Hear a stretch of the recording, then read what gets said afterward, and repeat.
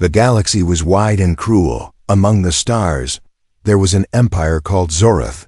They were strong, merciless, and proud.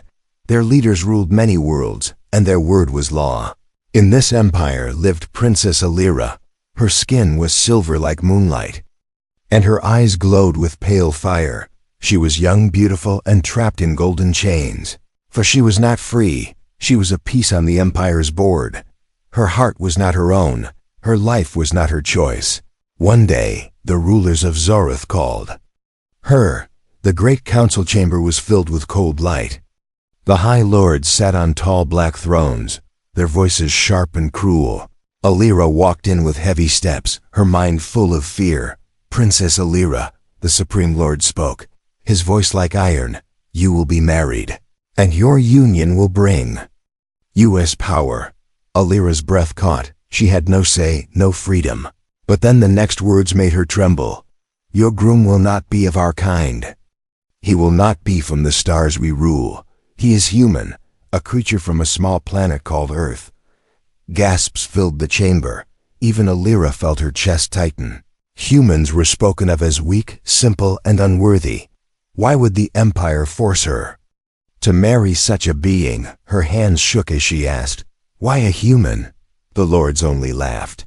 "To show the galaxy that even the weakest will kneel to us, to make Earth a servant world.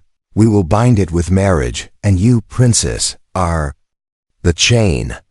Alira's heart filled with rage. She wanted to scream, to fight, but she knew the price of disobedience, so she bowed her head, hiding her burning tears. Days passed and the news spread like fire. An alien princess was to marry a human, across the empire. Whispers rose. Some laughed, some pitied, and some waited to see the show. Alira sat alone in her high tower. She looked out at the stars and thought of her fate. To be given to a stranger, a lesser being. Her pride was shattered. Her hope was gone. In the silence of her chamber, she whispered, "I will never love him. I will never accept this." Her words echoed like a vow, but fate is not so easily broken. The day of the meeting came. The great hall was decorated with banners of black and silver. Alien nobles gathered, their eyes glowing with cruel delight. They wanted to see the human who dared to stand among them. Alira entered, her silver dress shining like starlight. Her face was calm, but her heart thundered. She sat on her throne, cold and proud, waiting for the moment her shame would arrive. Then the doors opened. The sound of metal rang through the hall. Guards stepped aside, and a figure walked in. He was human, tall and steady, his eyes sharp, his steps firm. He wore no crown, no armor, just simple clothes. But the way he carried himself made the hall fall silent. Alira felt her breath catch. This was not what she expected. He did not bow low. He did not tremble. He looked straight at the lords, and then at her. His gaze was calm, fearless. It was as if he had walked into a place of equals, not masters. The lords frowned. Whispers spread like fire, but the human only kept walking. He reached the center of the hall. The Supreme Lord rose and said, "Human, you are Daniel of Earth. You will marry our princes, and through you, your planet will kneel." The human gave a small smile. "Yes, I am Daniel," he said. His voice was clear, steady, not weak. "And I have come here to honor this marriage." Alira narrowed her eyes, searching his face. Was he afraid? Was he hiding fear? But she saw none. Instead, she saw something strange strength. A strength different from her people. Quiet but unbroken. The lords mocked him. "Do you understand what you are? Human, you are nothing but a tool, a pawn. Be grateful you are chosen, for without this, you are dust." But Daniel did not flinch. He turned his head slowly, meeting Alira's eyes, and in that moment, time seemed to pause. The hall grew still. The whispers faded, for he leaned closer, his lips barely moving, and whispered only for her to hear. "Do not fear, princess. I am not what they think." Alira's eyes widened, her heart raced, a storm inside her chest for the first time. She wondered, Who was this human, and what secret did he carry? And so, the fate of the alien bride began. But deep inside the shadows of that empire, something had already started to change, something no one expected. The hall was still heavy with silence. Daniel's words to the princess were soft, but they struck like thunder. Alira sat frozen on her throne, her silver eyes fixed on him. This was no ordinary human. She could feel it, but what made him so different, she could not yet tell. The lords watched him with cold stares. They expected him to bow, to beg, to prove his weakness. Instead, he stood tall in the center of the hall. He did not show fear, and that alone unsettled them. One lord sneered, "Human, do you understand where you are? You stand in the heart of the Zoroth Empire. One word from us and your life will end." Daniel only turned his head slightly. His calm eyes swept across the chamber. "I understand very well," he said, his voice steady. "But I also know fear does not change destiny." Gasps moved through the crowd. No one dared speak to the lords in such a manner. Yet Daniel did it with quiet courage. The princess leaned forward, her curiosity burning. This was supposed to be a weak creature. Why then did he speak like a man with nothing to lose? The ceremony continued. Alien priests stepped forward with glowing crystals. They began to chant the words of binding, but Daniel's eyes never left Alira. It was as if he was speaking to her without words. "You are not alone," his gaze seemed to say. Alira felt her chest tighten. For the first time in her life, she sensed someone was not looking at her as a tool, not as a symbol, not as a weapon, but as a person. She shook her head quickly, hiding the thought. No, this human could not be trusted. He was still the chain the Empire had placed around her. When the binding ended, the lords declared, "From this moment, the princess and the human are one. He will live in our palace, and Earth will live under our shadow." The crowd cheered with cold laughter. But Daniel did not celebrate. He bowed only slightly to Alira, not to the lords. A small act, yet powerful. The Empire believed he bent to them, but everyone saw his respect was given to the princess alone. Later, Alira was led back to her private chambers. The guards forced Daniel to follow. When the doors closed, they stood face to face for the first time. The silence was heavy. Alira's voice was sharp. "Why did you whisper those words to me? Do not play tricks, human. You do not know who I am." Daniel tilted his head. "I know enough," he said gently. "You are a prisoner dressed in jewels. You smile in public, but you bleed in silence." Her breath caught. No one had ever dared to speak the truth to her. She wanted to strike him, to deny it, but she could not. His words were too sharp, too true. "You think you understand me," she said bitterly. "You know nothing of my world, nothing of my chains." Daniel's eyes grew harder. "You are right. I do not know your world, but I know chains, and I know what it means to break them." Alira stared at him. This human. He was strange. He spoke as if he carried a fire no alien could put out. She looked away, refusing to let him see her thoughts. The days passed. Daniel was given quarters near the princess. He was watched by guards, mocked by nobles, yet he never lowered his head. He walked the halls with quiet confidence. The servants whispered, "The human is not like the stories. He looks at us with kindness, not contempt." Alira, from her high balcony, began to notice. Whenever Daniel passed, people seemed to stand straighter. Some dared to smile in secret. Hope, faint and fragile, followed him like a shadow. But the lords also noticed. They called a council and whispered with suspicion. "This human is dangerous," one hissed. "He does not fear us, and worse, he inspires others." The Supreme Lord's eyes narrowed. "Then we will test him. If he is weak, he will break. If he is strong, we will break him ourselves." That night, Alira sat in her chamber. She thought of Daniel's eyes, of his words. A strange feeling stirred in her chest, not trust, not yet, but something close to curiosity, and deep inside, a small spark of hope she dared not name. The next morning, Daniel was summoned to the arena. The lords announced before the court, The human will face the trial of blades. If he fails, he will die. If he wins, he will prove himself worthy. Alira's blood ran cold. This was no trial. It was a trap. No human could survive against the warriors of Zorith. She rose from her seat, her lips parting to speak. But Daniel turned his head and looked at her. His calm gaze held her still, and he gave the faintest smile. As if to say, "Do not fear." The gates of the arena opened. The human groom walked forward, alone, unarmed, surrounded by enemies. The crowd roared for blood. But Daniel did not flinch. He stepped into the fire of fate, and the galaxy began to watch. The arena shook with the sound of drums. Thousands of aliens filled the stands, their voices rising like thunder.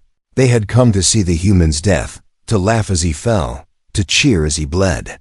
Princess Alira sat high above, her hands gripping the arms of her throne. She told herself she did not care.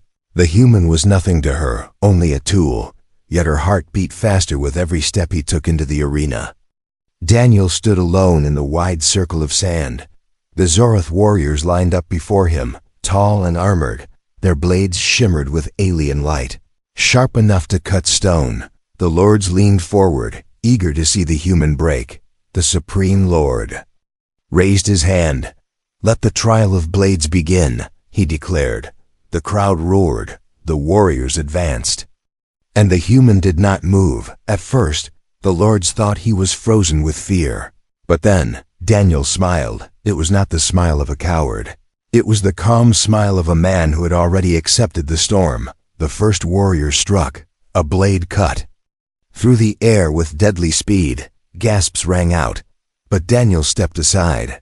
Quick and smooth, the sword sliced nothing but sand. The next warrior charged, swinging with brutal strength. Daniel bent low, rolled under the strike, and grabbed a fallen piece of metal from the ground. It was no blade, no weapon, only broken scrap, yet in his hands it looked alive. He fought with speed, not strength. Every strike that should have ended him turned into a miss. Every corner he should have been trapped in, he slipped away. The crowd began to shift, their laughter fading, replaced with disbelief. Alira's eyes widened. This was not luck. This was skill. The human was trained, but not in the way of the Empire. His movements were strange, unpredictable. He fought not with power, but with creativity. One by one, the warriors fell back, their armor scratched, their pride wounded. Daniel stood in the center of the sand, breathing hard but unbroken. The lords' faces darkened. This was not how the trial was supposed to end. The Supreme Lord snarled, "Send in the champion." The gates opened again, and a massive warrior stepped out. His armor glowed, his weapon a blade taller than Daniel. The crowd cheered once more. Surely now the human would die. Daniel did not tremble. He raised the scrap of metal in his hand. It looked foolish against the giant's blade, but his eyes burned with quiet fire. The champion attacked, the ground shaking with each step. Alira held her breath.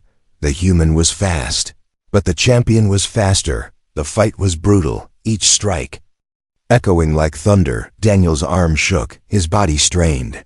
Yet every time he seemed cornered, he twisted free. Every time death was near, he found a way out. Finally, with a sudden burst of movement, Daniel leapt forward, using the champion's own weight against him. The giant stumbled, his blade crashing into the sand. And Daniel pressed the broken metal to the warrior's throat. The crowd erupted in gasps. The human had won. Silence fell across the arena. The lords stared in disbelief. A human had defeated one of their champions. This was not supposed to be possible. Daniel dropped the scrap of metal and stepped back. He did not gloat. He did not shout. He only stood tall, calm and steady, as if victory was never in doubt. Alira's heart raced. Who was this man? Why did he fight like someone carrying a secret? She remembered his words in the hall. "I am not what they think." And now she began to believe him. The Supreme Lord rose to his feet. His voice was sharp with anger. "You are skilled, human, but do not mistake this for strength. You are still nothing before the Empire." Daniel lifted his head, his eyes locked on. "The Lord, maybe I am nothing," he said, his voice low but clear. "But nothing can grow into something, and something can change everything." The crowd stirred, whispers spreading. These words were dangerous, words that planted seeds of doubt in every listener. That night, Alira could not sleep. She replayed the battle in her mind. The way he moved, the way he spoke, and the strange way he carried himself, not like a slave, not like a pawn, but like a man who had come with purpose. She walked to her balcony, the stars glowing above. Her voice was soft, carried by the wind. "Who are you, Daniel of Earth?" Far below, in his guarded quarters, Daniel sat alone in the dark. His hand pressed to his chest, his mind heavy. He whispered to himself, "They do not know the truth yet, but soon they will." The palace was quiet after the trial of blades. But the silence was not peace, it was tension. The lords whispered. In hidden chambers, the servants exchanged nervous glances. And everywhere Daniel walked, eyes followed him. To the nobles, he was a danger. To the guards, he was a problem. But to the common people, he was something else. He was a spark, a human who had stood against the empire and lived. Princess Alira tried to ignore him. She told herself she did not care, yet her thoughts betrayed her. Again and again, she saw him in her mind, the way he moved in the arena, the calm in his eyes when the world wanted him broken. One evening, Alira was summoned to a banquet. The hall glittered with golden lights and cruel laughter. The lords spoke proudly of conquest. They mocked the weakness of lesser worlds. And, more than once, they mocked the human groom. Daniel sat at her side, listening without a word. He ate little, spoke less, but when their insults grew too sharp, he leaned toward Alira and whispered, "They think strength is in size and power, but real strength is in endurance. It is in never breaking, even when they want you to." Alira turned to him, surprised. She had expected anger or pride. Instead, he gave her wisdom wrapped in quiet. Calm. For a moment, she felt warmth in her chest. She quickly pushed it away. She could not afford such weakness later. As they left the hall, she saw a servant stumble and drop a tray. The guards raised their hands to strike him, but Daniel stepped forward first. "Enough," he said firmly. His voice was not loud, yet it carried weight. The guards hesitated, uncertain. No one ordered them to stop, yet they obeyed. The servant looked up with wide eyes. Daniel bent down, helped him rise, and spoke softly, "You are not less because you serve. Do not forget your worth." Alira watched in silence. She had lived in the palace her whole life. She had seen cruelty every day. Yet no one, not even her, had spoken such words. This human. He was dangerous, not because of his strength, but because of his heart. That night, in her private chamber, she confronted him. "Why do you do these things?" she asked coldly. "You risk angering the lords. You risk your life. For a servant, for a stranger." Why? Daniel met her gaze. "Because no one is truly a stranger," he said. "Every life has value. If the empire cannot see that, then someone must remind them." His words struck her deeper than she wished. Alira turned away, hiding the tremor in her voice. "You speak like a fool. The empire will crush you." Daniel's reply was soft but steady. "Perhaps, but even if they crush me, I will not bend." For the first time in her life, Alira felt something unfamiliar. Not fear, not anger, but respect. It frightened her, because respect could grow into something more. Days passed, and their bond grew slowly. She tested him with sharp words. He answered with patience. She tried to provoke him. He only smiled. And sometimes, late at night, when no one watched, they spoke of things no lord would care about. Daniel told her stories of Earth, of blue skies, green forests, and oceans that stretched beyond sight. Alira listened with wonder. Her world was one of iron palaces and burning stars. But his world sounded alive, free. It stirred something in her heart, a longing she had never known. In return, Alira told him of her cage, how her life had never been hers, how every step, every word, was commanded by others. Daniel listened quietly. And when she finished, he said only, "Then let us find freedom together, even if only for a moment." Her breath caught. She wanted to laugh at his boldness, but instead, her lips curved into the smallest smile. It was the first smile she had allowed herself in years. The lords noticed this change. They saw how the princess no longer looked at the human with disgust. They saw how whispers spread among the servants. The Supreme Lord grew furious. The human dares to charm our princess. He dares to inspire hope. This must end. That very night, Alira was called secretly by her uncle, one of the council's cruelest voices. He warned her in a tone like poison. "Do not forget, niece. He is your cage, not your savior.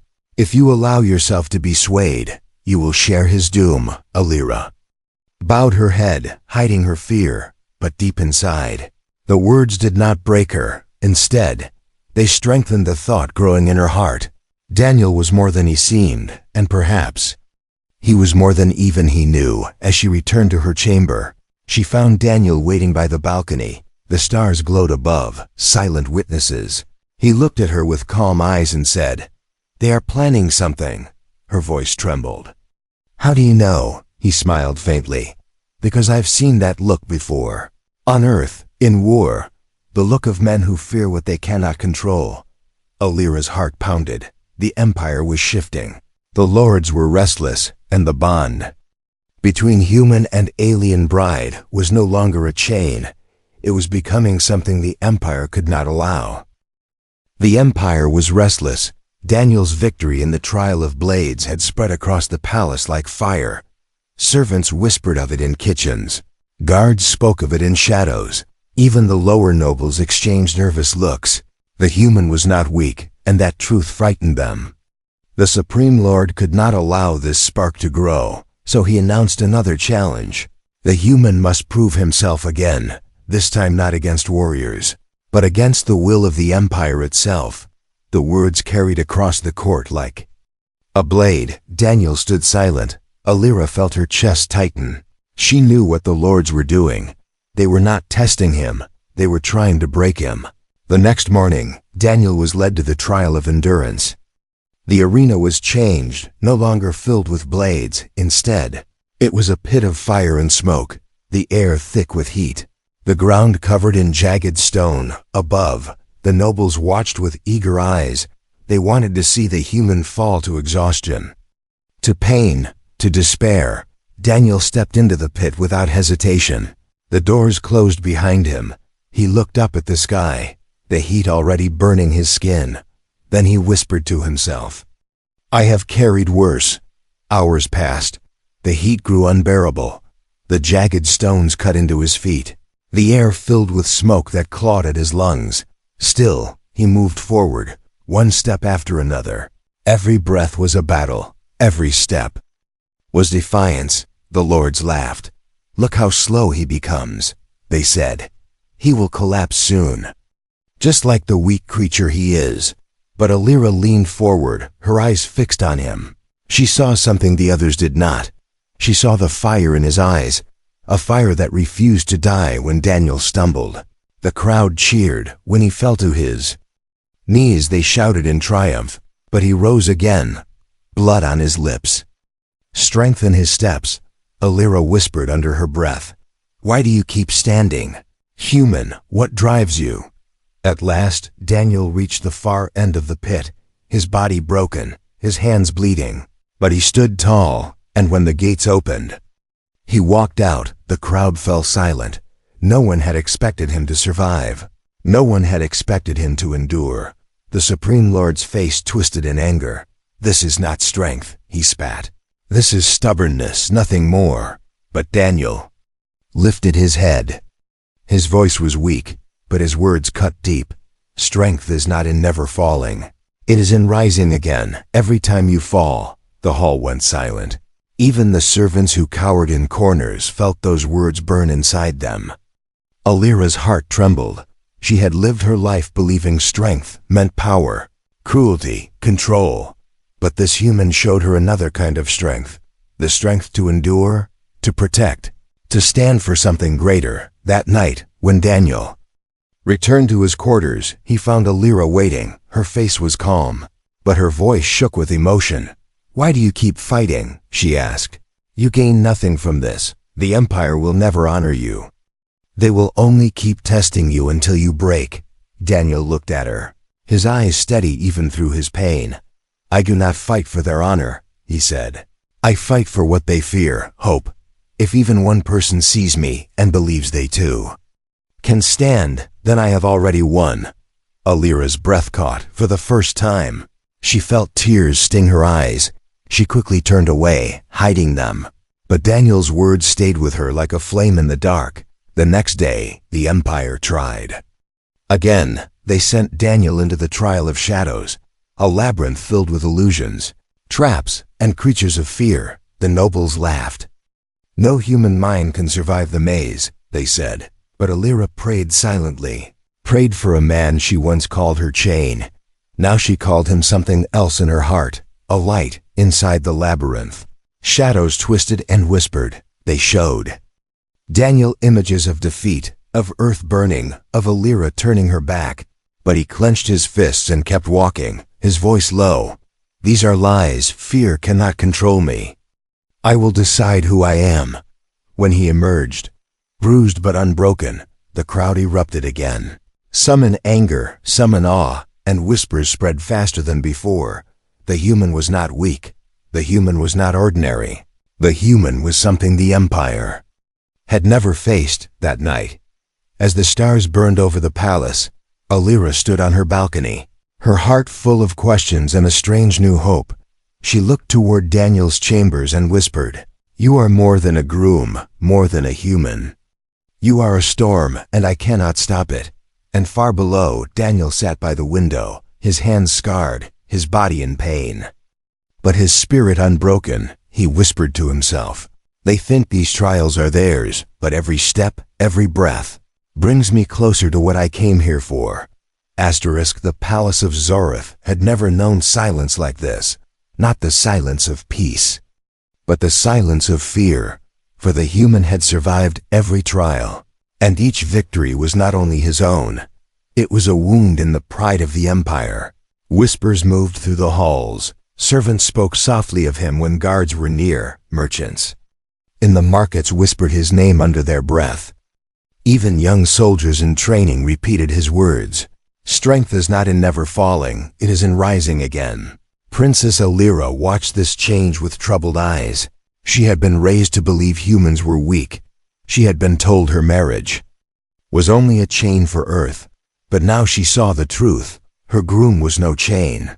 He was a key. One night, as she walked through the lower halls, she saw something she never expected.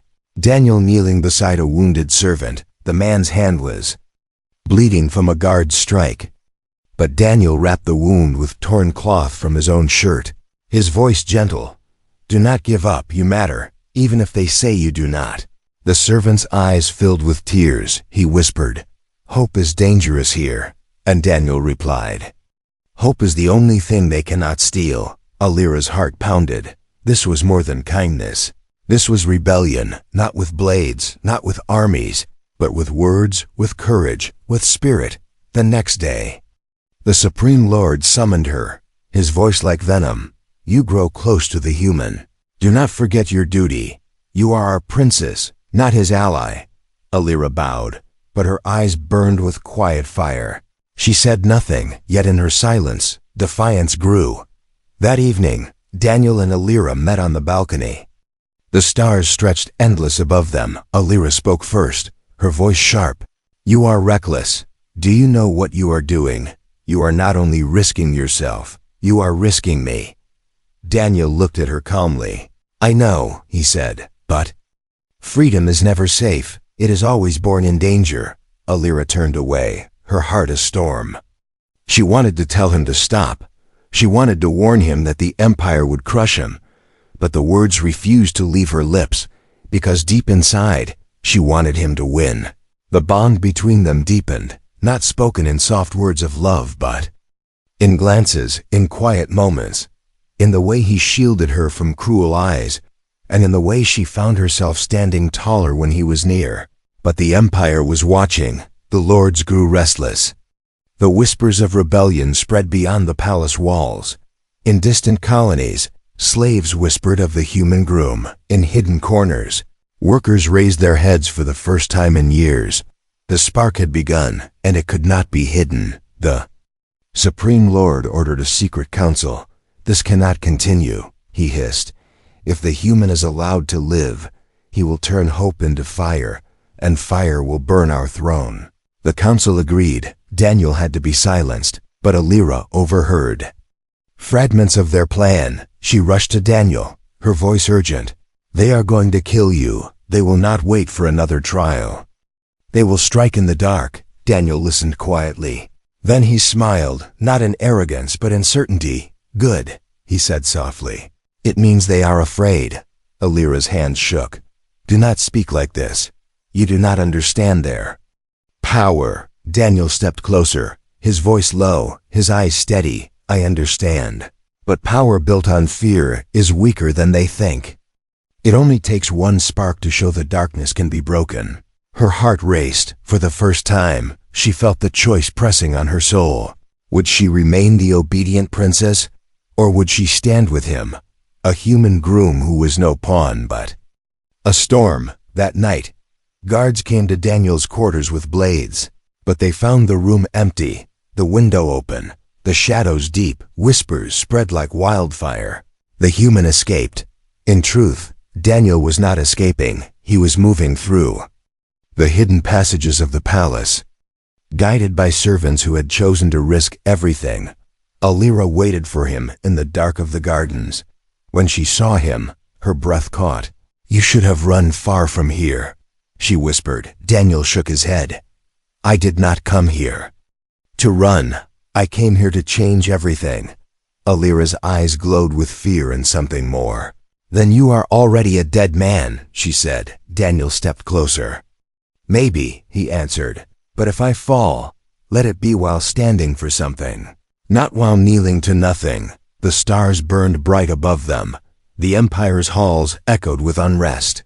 And in that moment, Alira knew the rebellion had already begun, not with armies, but with a human's unbroken spirit, and with her own heart, torn but awakening.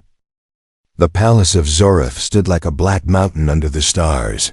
Its towers reached into the sky, cold and unshaken. But inside, the Empire trembled. The human's defiance had spread like a storm, and now the storm was ready to break, Princess. Alira stood in her chamber, her heart heavy. The council had ordered Daniel's execution at dawn. The news had spread through the palace like poison. Servants whispered in fear. Guards sharpened their blades.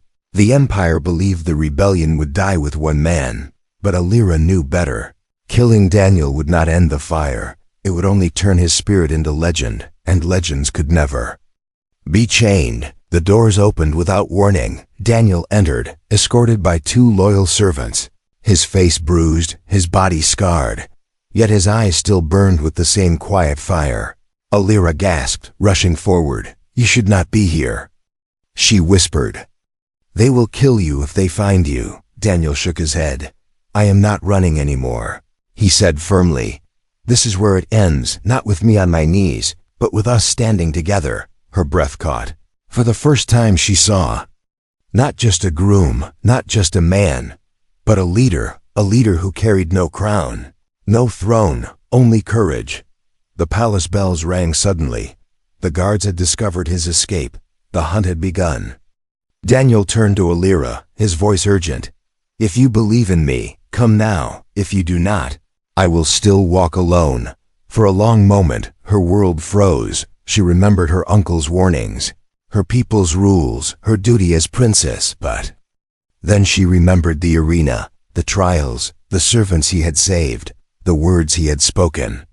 "Hope is the only thing they cannot steal." Alira stepped forward. "I will not let you walk alone," she said. Her voice was trembling, but her eyes glowed with strength. Daniel gave her a small smile, and together they moved through the hidden passages. The palace shook with chaos. Servants guided them. Guards secretly turned away. Everywhere Daniel passed, whispers rose. The human lives. The princess walks with him. The rebellion spark grew brighter with every step. At last, they reached the grand hall. The Supreme Lord and the council waited, their eyes burning with fury. "You dare stand against us," the Supreme Lord thundered. "You are nothing human, and you, Alira, you are a traitor to your blood." Alira stood tall beside Daniel. "For years, I was your prisoner in jewels," she said. "For years, I obeyed in silence, but no more. One choose my own path. I choose freedom." Gasps echoed through the hall. The lords' faces twisted in rage. They ordered the guards to seize them, but something unexpected happened. The guards hesitated. Their eyes flicked between their lords and the human, between chains and freedom, and slowly, one by one, blades lowered. Daniel stepped forward, his voice calm but unshakable. "You built this empire on fear, but fear is breaking. The people do not bow to you anymore. They rise." The Supreme Lord drew his own blade, his fury like fire. "If fear does not control them, then death will," he roared. He charged at Daniel, his strike filled with rage. The hall erupted in screams. But Daniel did not falter. He moved with the same calm strength that had carried him through every trial. Their blades clashed, sparks flying across the hall. The battle was brutal. The Supreme Lord was strong, his strikes heavy as thunder, but Daniel was faster, sharper. He fought not with hate, but with purpose. And with one final move, he disarmed the Lord. The great blade clattered to the floor. Daniel stood over him, his chest heaving. The hall fell silent. The Supreme Lord glared up at him. "Kill me then, human. Prove you are no different." But Daniel dropped the blade, his voice steady. "No, I will not become what you are. This is not about death. This is about freedom." The silence broke into a roar. Servants cheered, guards shouted, even nobles lowered their heads in awe. The empire had cracked. The human had done what no one believed possible. Alira stepped to his side, her eyes shining. "They forced me into marriage," she said softly. "But you gave me something they never could. You gave me choice. You gave me freedom." Daniel turned to her, his smile faint but full of warmth. "And you gave me something too, a reason to fight." Together, they stood in the grand hall, not as prisoner and groom, not as alien and human, but as two souls bound by courage. And as the stars shone beyond the palace walls, the galaxy would remember this night, the night a human Groom changed everything.